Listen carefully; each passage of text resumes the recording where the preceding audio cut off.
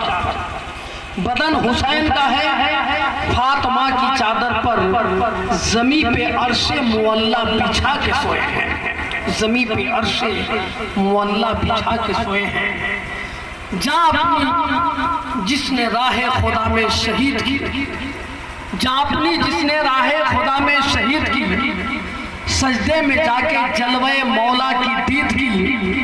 ज़हरा के लाल की कोई कैसे मिसाल दे, जिसने लहू पहन के मुहर्रम में ईद की। ज़हरा के लाल की कोई कैसे मिसाल दे, जिसने लहू पहन के मुहर्रम में ईद की। हज़रात, बहुत बड़ी दौलत है अगर आपके दिल में इमाम हुसैन की मोहब्बत का चिराग जल रहा है।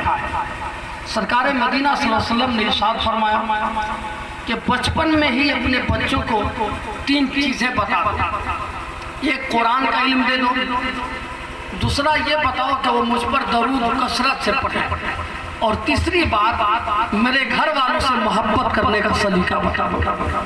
अंदाजा लगा। तो अगर आज मिर्ज़ापुर की धरती पर जिक्र हुसैन की महफिल सजेगी तो ये सबक आप अपने बच्चों को भी दे रहे हैं कि नबी और उनके घर वालों की मोहब्बत ही जान ईमान है। इतनी बड़ी दौलत है उनके घर वालों की मोहब्बत कि मैंने कुरान की जो आयत पढ़ी है उसका शान नुज़ूल सुनिए। एक बार सहाबा इकराम बैठे इस बात पर कि महीना में मुस्तफ़ा जान रहमत सल्लल्लाहु अलैहि वसल्लम हम लोग आपस में मिलजुल के कुछ वजीफ़ा दिया करें कि सरकार की वजह से इस्लाम मिला, उनकी वजह से कुरान मिला, दिन मिला, नमाज मिली, रोज़ा मिला, हज मिला, ज़कात मिली, माँ के कदमों में जन्नत मिली, बाप की पेशानी में जन्नत का दरवाज़ा मिला। सारी बहारें मुस्तफ़ा जान रहमत की वजह से मिली हैं। और इन चीज़ों को हम तक देने के लिए मेरे आका ने ताइफ के मैदान में पत्थर बरसाए गए, उन पर वो झिरियाँ फेंकी गई, कांटे बिछाए गए, मक्का की ज़मीन तंग की गई, रात में सफ़र करना पड़ा। बहुत मुश्किलों के बाद इस्लाम मिला है, कुरान मिला है, नमाज मिली है, हज मिला है, और सरकार कोई तिजारत भी नहीं करते, दिन भर दिन का काम करते हैं। तो महीने में हम लोग कुछ पेश कर दिया करें। तो जब सहाबा इकराम की जमात गई तो इन लोगों ने कहा यार रसूलुल्लाह ये चाहते हैं हम लोग। तो मेरे आका कुछ कहना चाह रहे थे कि इसी दरमियान जिब्रील अमीन कुरान की आयत लेके नाजिल हो गए और कहा महबूब इनसे कह दीजिए और पूरी उम्मत से कह दीजिए कि इस पर कोई उजरत नहीं चाहिए, इस्लाम पर कोई उजरत नहीं, कुरान मेरी वजह से मिला, उजरत नहीं, नमाज मिली, हज ज़कात जो भी इबादतें मिली, कोई उजरत नहीं चाहिए। अगर कुछ देना चाहते हो तो मैं अली से प्यार करता हूँ, तुम भी अली से प्यार करो। मैं फातिमा से प्यार करता हूँ, तुम भी फातिमा से प्यार करो। मैं हसन से प्यार करता हूँ, तुम भी हसन से प्यार करो। मैं हुसैन से प्यार करता हूँ, तुम भी हुसैन से प्यार करो। और याद रखना अगर ये प्यार हुआ ना तो अल्लाह के रसूल फरमाते हैं मम माता हुब्बे आले मोहम्मदिन मातो मोमिना, कि जो आले रसूल की मोहब्बत में दुनिया से जाएगा वो ईमान की दौलत के साथ दुनिया से जाएगा।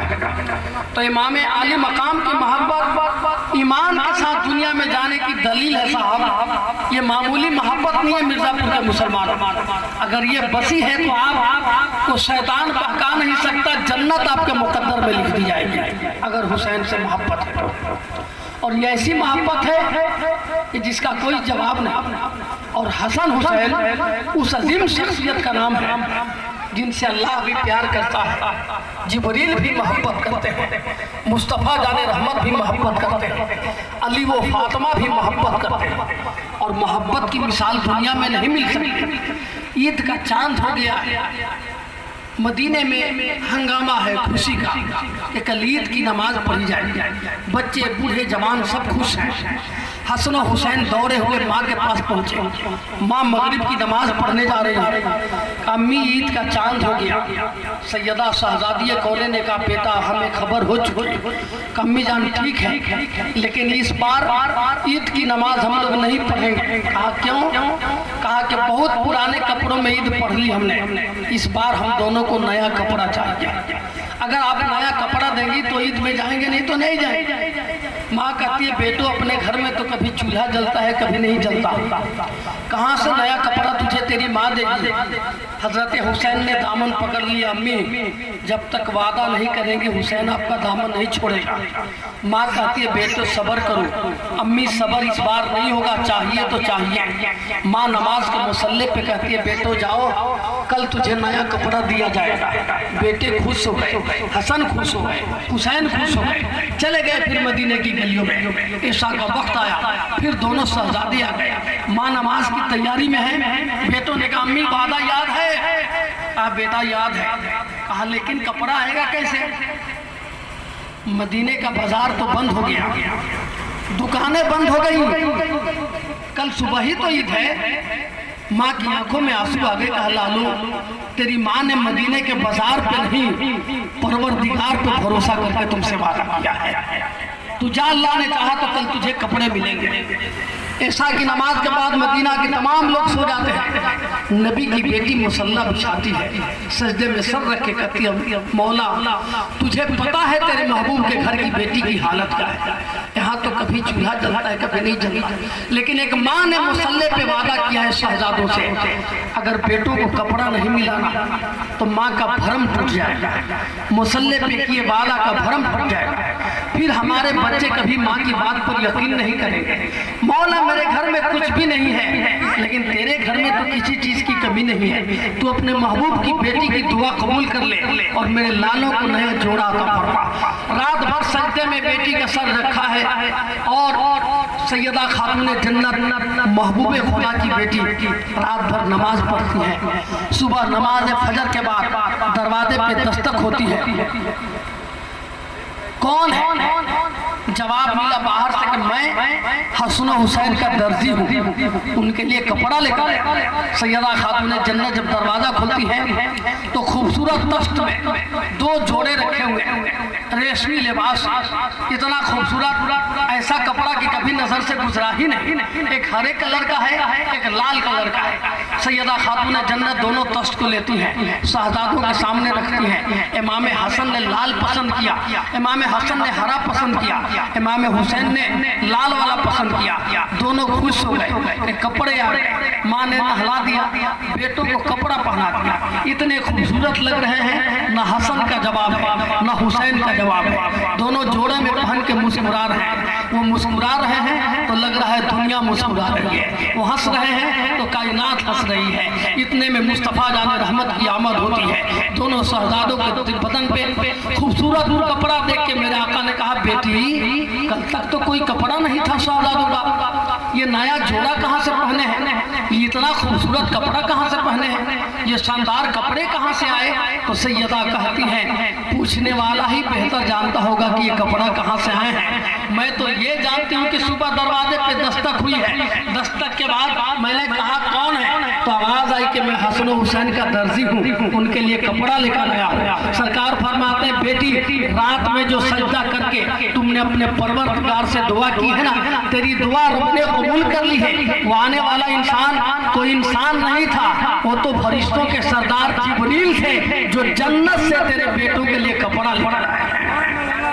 फातिमा तेरे बेटों की शान ये है क्या तेरा हसन तेरा हुसैन जन्नत का लिबास पहन के मुस्कुरा रहा है। एक ने हरा पसंद किया है, एक ने लाल पसंद किया है। सरकार उसी वक्त फरमाए थे कि जब हसन शहीद होंगे तो इनका चेहरा हरा हो जाएगा, जब हुसैन शहीद होंगे तो इनका चेहरा सुर्ख हो जाएगा। और जब हजरत हसन को जहर दिया गया था 45 साल की उम्र में 3 बार जहर दिया गया इमाम हसन को, तो मदीना में सरकार के रोजे पे चले जाते जहर का असर खत्म हो जाता। लेकिन चौथी बार यजीद की चाल की वजह से जब इमाम हसन को जहर दिया गया तो एक औरत तारीख अलग अलग उसकी है। किसी ने लिखा कि उनकी बीवी ही थी जो सौदा करता, तो वो जहर जो था हीरा पीस कर, अल्लाह जानता है ये कौन दिया था, हीरा पीस कर उनके पीने के पानी में डाल दिया गया था। और रात में उठे इमाम हसन पूरा पानी पी गए। सुबह होते होते खून की उल्टी होने लगी। जब खून की उल्टी होती ना तो हजरत हसन रज़ियल्लाहु ताला अन्हो का कलेजा आंत कट कट के खून के साथ बाहर आते। अब उन्हें यकीन हो गया कि मैं नहीं बचूंगा, तो हजरत हुसैन को बुलाए, ज़ैनब को बुलाए, कहा कि हुसैन मेरा चेहरा कैसा हो रहा है? कहा कि आपका चेहरा हरा हो रहा है। बहन ज़ैनब मेरा चेहरा कैसा हो गया? कहा भैया आपका चेहरा बिल्कुल हरा हो गया। तो इमाम हसन ने कहा मेरी शहादत की घड़ी आ चुकी है, मैं दुनिया जान से जाने वाला हूँ। नाना ने कहा था कि हसन की शहादत होगी तो चेहरा हरा हो जाएगा, अगर हरा हो गया है तो मेरा आखिरी वक्त है। हुसैन मेरा जनाजा पढ़ने के बाद सरकार के पहलू में मुझे दफन कर देना, और मरवान मुझे दफन न करने दे तो माँ के कदमों में जन्नतुल बकी में दफन कर देना। और बहन ज़ैनब मेरे बाद मेरा हुसैन भी भाई शहीद कर दिया जाएगा, तुम मेरे भाई का साथ मत छोड़ना। और कासिम मेरे बेटे जब चचा पे मुसीबत की घड़ी आ जाएगा तो अपने चचा पे जान कुर्बान कर देना, पीछे मत हटना। हज़रत इमाम हसन जामे शहादत जहर से नोश फरमाते हैं। और मदीना में जब जनाजा पहुंचा ना तो यजीद का जो गवर्नर था मरवान मदीने का, जालिम ने कहा कि ये यहाँ दफन नहीं होंगे, तीर बरसा दिया था इमाम हसन के जनाजे पर। मदीने में उतनी भीड़ कभी नहीं हुई थी जितनी भीड़ हजरत हसन के जनाजे में हुई थी। फिर जन्नतुल बकी में सैयदा खातून जन्नत के बगल में उन्हें लिटाया गया था। तो ये जोड़ा इन्होंने क्या पसंद किया था? हरा, और इमाम हुसैन ने लाल। अब ये दोनों शहजादे बचपन में ईद की नमाज के लिए नाना से कहते हैं नाना सवारी चाहिए। तो नाना ने कहा शहजादों आज वो सवारी दी जाएगी ना कि दुनिया में किसी को न मिलेगी। सरकार बैठ गए, एक तरफ हसन है एक तरफ हुसैन है। नवासा तो है लेकिन उम्मत भी तो है, कोई उम्मत किसी पैगंबर के कांधा पे सवारी नहीं कर सकती, नबी के कांधे पे उम्मत नहीं चढ़ सकती। तन्हा हसन और हुसैन है जो नबी नहीं बल्कि नबियों के सरदार के कांधे पे सवार हुए हैं। इससे अंदाजा लगे कि हसनैन का मकाम और मर्तबा क्या।